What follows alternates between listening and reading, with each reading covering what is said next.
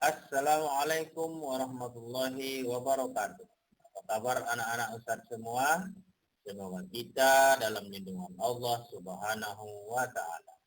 Baiklah, pada video kali ini kita akan membahas tema 6 menuju masyarakat sehat, tema 1 masyarakat peduli lingkungan, pembelajaran 1 dan 2. Sebelum kita lanjutkan kepada materi, baiklah kita sama-sama membaca Al-Basmalah. Bismillahirrahmanirrahim. Anak Ustadz, lingkungan adalah segala sesuatu di sekitar kita. Manusia membutuhkan daya dukung lingkungan untuk hidup. Namun, saat ini banyak permasalahan lingkungan yang terjadi.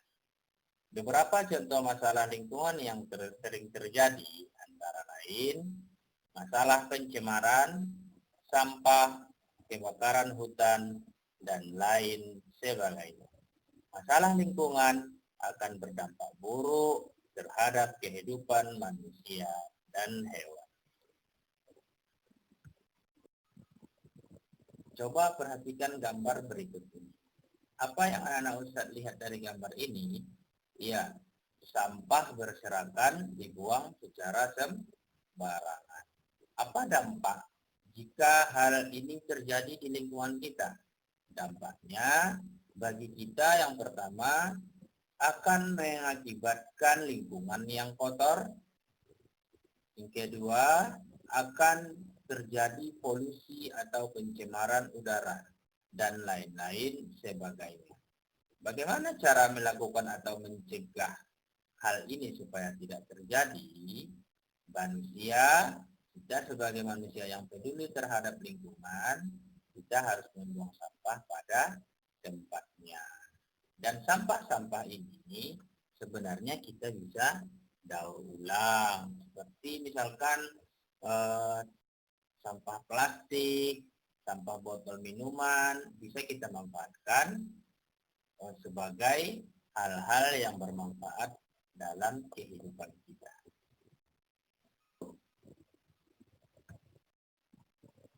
Coba anak-anak Ustadz perhatikan gambar berikut ini. Ini contoh sampah yang didaur ulang. Sampah-sampah yang kita buang setiap hari bisa didaur ulang menjadi hal-hal yang bermanfaat seperti kerajinan tangan, seperti tempat-tempat pensil di rumah kita, dan bahkan sampah plastik itu bisa diolah menjadi pot bunga atau tanaman-tanaman yang bisa kita manfaatkan di sekitar rumah kita. Untuk itu, anak-anak Ustadz, ayo manfaatkan sampah yang ada di rumah, daur ulang menjadi suatu yang bermanfaat. Kita sebagai manusia berkewajiban untuk peduli terhadap lingkungan kita. Anak-anak Ustadz, ini merupakan contoh-contoh kegiatan yang menunjukkan peduli terhadap lingkungan. Yang pertama, ada sekelompok orang yang menanam pohon di pinggir jalan, ya. Yang kedua, ada sekelompok orang yang kerja bakti membersihkan ruas dan bahu jalan. Yang ketiga, ada mahasiswa yang sedang menanam pohon atau reboisasi. Jadi kalau hutan sudah gundul, maka kita harus berkewajiban untuk menanamnya kembali. Yang keempat, ada seorang anak yang membuang sampah pada tempatnya. Ini adalah contoh-contoh kewajiban kita sebagai manusia untuk menjaga lingkungan kita agar tetap bersih dan nyaman. Peduli terhadap lingkungan merupakan kewajiban bagi setiap manusia. Itu sebagai rasa peduli kita dapat melakukan hal-hal sebagai berikut. Yang pertama, membuang sampah pada tempatnya. Yang kedua, ikut serta kerja bakti. Yang ketiga, mendaur ulang sampah. Yang keempat, reboisasi. Dan masih banyak lagi hal-hal yang dapat kita lakukan untuk peduli terhadap lingkungan kita sendiri. Baik, kita lanjutkan menjelaskan makna proklamasi kemerdekaan Indonesia. Memiliki sikap peduli terhadap lingkungan merupakan salah satu cara dalam mengisi kemerdekaan. Kemerdekaan Indonesia ditandai dengan dibacakannya teks proklamasi Indonesia. Anak-anak Ustadz, siapa yang tahu siapa Bapak proklamator kita? Iya, bagus. Bapak proklamator kita adalah Insinyur Soekarno dan Muhammad Hatta. Mereka lah yang menandatangani teks proklamasi yang dibacakan pada tanggal 17 Agustus 1945 yang merupakan Hari Kemerdekaan Republik Indonesia. Makna proklamasi yang begitu dalam hendaknya mendorong kita untuk bersikap setia terhadap proklamasi kemerdekaan Indonesia. Hal ini dilakukan dengan cara memegang teguh nilai-nilai perjuangan para pahlawan serta ikut dalam mempertahankan dan mengisi kemerdekaan. Makna proklamasi Indonesia antara lain: 1. Lahirnya negara Indonesia yang merdeka. 2. Sebagai titik puncak perjuangan bangsa Indonesia. Yang ketiga, pengakuan dari negara lain.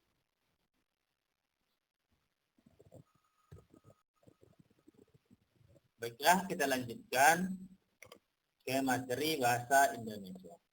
Kata kunci yang terdapat pada judul teks non-fiksi. Teks non-fiksi adalah teks yang ditulis berdasarkan data dan kenyataan yang ada. Informasi pada teks non-fiksi dapat diperkirakan dengan cara mengetahui kata kunci yang terdapat pada judulnya. Kata kunci merupakan kata penting yang menggambarkan isi teks. Perhatikan contoh judul teks non-fiksi berikut. Judulnya, lingkungan sekolah yang sehat. Kalau kita lihat dari judulnya, kita bisa melihat kata kunci dari judul tersebut. Yang pertama kata kuncinya adalah lingkungan sekolah, dan yang kedua adalah sehat. Berarti kita bisa memperkirakan apa saja nanti yang akan dibahas dalam judul teks dari lingkungan sekolah yang sehat. Anak-anak Ustadz, perhatikan contoh yang kedua. Bacalah judul teks berikut. Mencegah bahaya demam berdarah. Anak-anak Ustadz semua bisa lihat di buku pena halaman 5. Dari judul di atas, kita bisa menentukan kata kuncinya. Yang pertama, kata kuncinya adalah mencegah. Dan yang kedua, demam berdarah. Setelah kita menentukan kata kuncinya, kita bisa memperkirakan isi dari teks tentang judul di atas. Kira-kira dalam judul di atas itu, isinya yang pertama adalah menjelaskan penyakit demam berdarah. Yang kedua, alasan kita harus mencegah demam berdarah. Dan yang ketiga, menjelaskan cara mencegah demam berdarah. Jadi, dengan menentukan kata kunci pada judul di atas, kita dapat memperkirakan isi dari teks tersebut. Baiklah anak-anak Ustadz, kita lanjutkan pembahasan berikutnya, mengamati ciri-ciri masa pubertas. Semua makhluk hidup mengalami pertumbuhan dan perkembangan, termasuk kita sebagai manusia. Pertumbuhan adalah proses bertambahnya ukuran dan jumlah sel di dalam tubuh. Sedangkan perkembangan adalah proses pendewasaan atau pematangan organ-organ tubuh manusia. Pertumbuhan dapat kita amati dari ukuran tubuh manusia yang terus bertambah tinggi dan bertambah besar. Misalnya, berat tubuh kita saat usia balita berbeda dengan saat masa remaja. Perkembangan dapat diamati dari bertambah atau berubahnya fungsi organ tubuh manusia. Proses pertumbuhan dan perkembangan pada manusia dibagi menjadi beberapa tahapan, yaitu masa bayi, masa balita, anak-anak, remaja, dewasa, dan lansia. Perhatikan pertumbuhan dan perkembangan manusia berikut ini. Coba lihat pada tahap yang pertama, yaitu bayi. Bayi adalah manusia yang baru lahir dan sangat tergantung pada orang tuanya. Bayi belum dapat berjalan dan biasanya masih mengonsumsi ASI atau air susu ibu. Setelah bayi, masuk pada tahap berikutnya yaitu balita. Balita ini merupakan tingkatan dari bawah 5 tahun. Masa balita biasanya sudah dapat berjalan, melompat, dan dapat berlari. Mereka mulai pandai berbicara dengan orang lain. Setelah balita, maka masuk kepada tahap selanjutnya yaitu anak-anak. Anak-anak pada masa ini adalah anak-anak yang sudah mulai mandiri dan dapat melakukan pekerjaan ringan. Setelah itu baru masuk pada tahap remaja. Remaja adalah masa peralihan dari anak-anak menuju dewasa. Pada masa remaja biasanya terjadi masa pubertas. Masa pubertas biasanya dimulai pada usia 8 hingga 10 tahun dan biasanya berakhir pada usia 15 hingga 16 tahun. Nah, anak Ustadz, sekarang usianya sudah berapa? Ayo jawab. Nah, apakah sudah pubertas? Nah, coba kamu perhatikan ciri-ciri orang yang pubertas. Setelah masa remaja, maka akan lanjut ke masa dewasa. Masa dewasa itu adalah masa ketika manusia sudah melewati masa pubertas. Manusia dewasa sudah dianggap mampu berpikir secara matang, sudah mulai berkeluarga dan memiliki keturunan. Setelah dewasa, tahap terakhir adalah lansia. Lansia ini merupakan tingkatan dari lanjut usia. Pada masa ini, manusia akan mulai beruban, kulitnya mulai keriput, massa otot dan tulang menurun, penglihatan dan pendengaran berkurang. Berarti artinya dia sudah menjadi kakek-kakek dan nenek-nenek. Nah, itulah pertumbuhan dan perkembangan manusia. Oke, anak-anak Ustadz.